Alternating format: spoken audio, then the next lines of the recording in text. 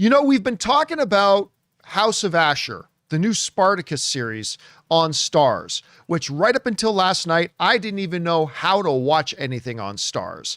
And how many people don't know how to watch Stars? Well, I'll give you a guess. See, House of Spartacus right now is still today holding 100% rating on Rotten Tomatoes. There are 12 reviews. I mean, all from mostly from very high profile outlets, The Wrap, Variety Magazine, CRB. There are many big outlets that are covering it, and they all like it and they all love it. But that just kind of shows you how nobody has Stars and nobody watches Stars, because even though it aired last night, there's still only about 12 reviews of the things out there. But you guys know that I loved the original Spartacus series. It's in my top 5 all-time favorite shows. And Rob, you and I have been talking the last couple of days about some of the interviews going on about the fact that, Stephen S. DeKnight, the showrunner, who was the showrunner of the original Spartacus and the showrunner of Daredevil season 1 on Netflix, he was talking about how, yeah, man, no boundaries for me when it comes to gore, violence, and sex. I pushed the limits. I thought they would give me notes, but Lionsgate said, nope, you're good. Do whatever you want to do. Well, Rob, last night, I didn't know it dropped. I thought it dropped today, but it dropped, I guess, around midnight. I signed up for Stars, and I watched the first 2 episodes. Those are the only ones that are out right now, of Spartacus, the House of Ashur. And I will tell you this. Number 1, it's great. I really like it. I'm not going to say I like it as much as the original Spartacus, but I'll tell you this. The first 2 episodes of House of Ashur are much better than the first 2 episodes of the original Spartacus series, because quite frankly, even though I love it and it's in my all-time top 5, the first 2 episodes of Spartacus weren't all that good. They were quite bad, actually. So it started off stronger, but it's great. And oh my God, when he tells us that they're really pushing the limits of what you can get away with, gore, violence, sex, and everything on TV, he wasn't kidding. He wasn't kidding at all. This thing is brutal and bloody and gory and titillating and sexy and sexual, and it's just all this kind of stuff. And Rob, you remember how you and I were talking about that, stuff stops being gratuitous if you give it purpose and if it serves the atmosphere and the feel of the story, right? No big surprise. They did tons of this in the original Spartacus, so I'm not giving anything away. But there's this big orgy scene going on in the Ludus, right? Where the gladiators, their doctore Ashur brings in a bunch of whores, ale, wine, and whores for the men, right? And there's this savage orgy scene going on. But as I'm watching, I'm like, this is really highlighting the atmosphere of the Ludus. About, you feel the angst of these gladiators, getting out all this pent up energy out at the same time. So it was sexy and sultry, but it also served the story and it moved it ahead. And I don't know if you remember this, Rob, but Stephen S. DeKnight said that there's particularly a scene in episode 2 that I really thought I was going to get some pushback from the networks. So I was ready to cut it because I was sure I was going to get pushback from the networks. Remember he said that? Okay, guys, this is the only spoiler I'm going to give you. This is the only spoiler I'm going to give you. Okay. So as long as this picture is up, you might want to mute your computer. I'm going to give one spoiler away. Okay. Here it is. When he said he really thought he was going to get pushback from the network, I am shocked that what he did in this scene actually made it into the broadcast. Because here's what happens. The main character is Ashur, but in his quest to find some brand new spectacle for the arena that the crowd has never seen, the crowd is yearning for something new, he finds this woman that he names Achillea. And anyway, he brings her into the Ludus. And of course, the male gladiators aren't so thrilled to have her there, and they beat the crap out of her a lot. And in this one scene, two of the gladiators decide they're going to rape her. And as they start to, she's fighting back. And she gets the upper hand. And It literally ends. The scene ends with her having a guy naked on his knees and she's behind him. And she reaches down and grabs his... Do you have music playing, Rob, by the way? I think I hear music in the background. Anyway, literally reaches down, grabs his balls and his dick. Full camera shot. Full, not off camera, full camera shot. And literally rips his balls and dick off and is like holds them in her hands like this as he like bleeds out.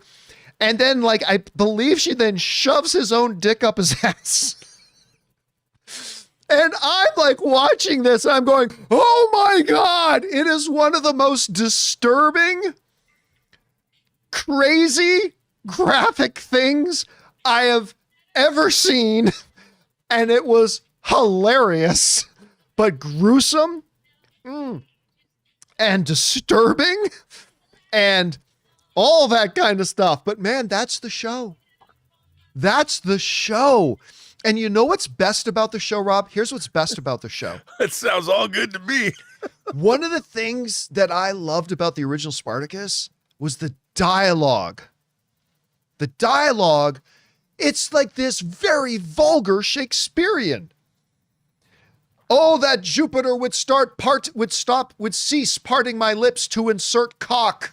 Like just lines like, where are you going to hear lines like that in anything? But the whole, it's spoken in this eloquent Shakespearean kind of verbiage, but it's incredibly graphic and also incredibly vulgar. It's just everything. And yes, it delivers tons of sex and tons of nudity and tons of violence and all that kind of stuff. But within all of that is the setup for a great story with great characters. And I really like it. I will tell you the one thing that I don't like about the show. And this will be the second little story. This is just, what I'm about to tell you is literally something that happens in the first 2 minutes, okay? This is just for the setup. It's the first 2 minutes.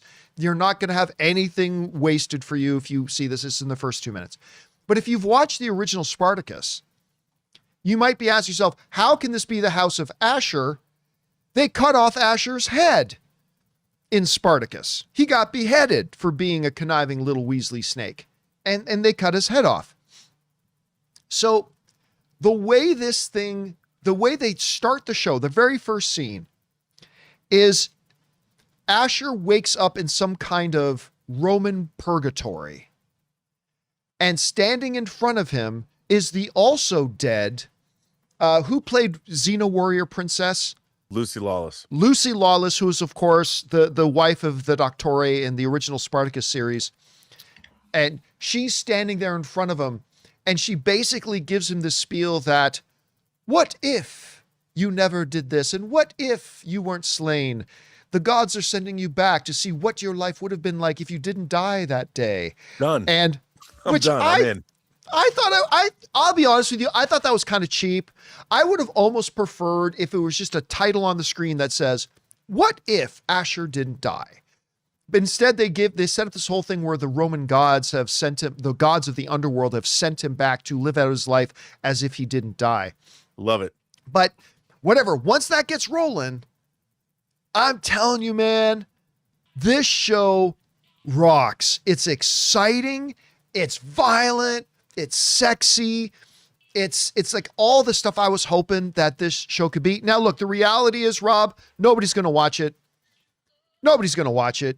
It's on Stars, and nobody's got Stars. By the way, I'm not trying to bad talk Stars here at all. And by the way, this guy in the picture with Ashur,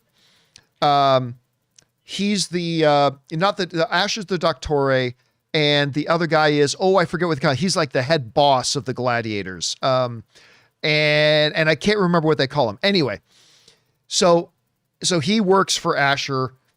And he's great. The dynamic between these two characters, Ashur, who is the Doctor, he's the boss of the whole thing.